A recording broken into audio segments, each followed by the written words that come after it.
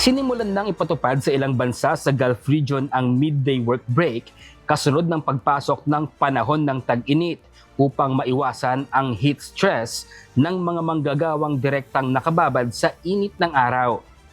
Ang kadalasang temperatura sa Gulf region tuwing tag-init ay umaabot sa 40 hanggang 43 degrees Celsius.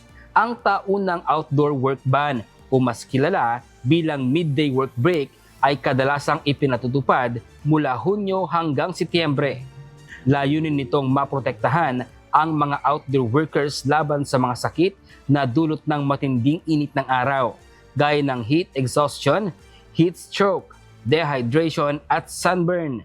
Kabilang sa mga manggagawang sakop ng midday work break ang mga motorcycle delivery riders, construction workers, street cleaners at mga nasa maintenance services.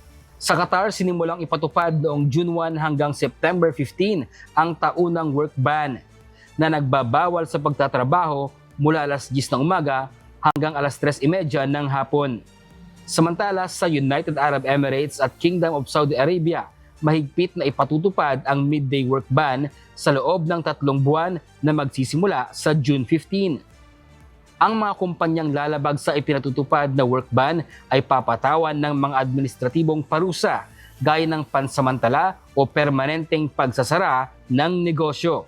Samantala, ang pinakamainit na temperaturang naitala sa buong Gulf region ay sa Mitriba, Kuwait noong taong 2016 na umabot sa 54 degrees Celsius.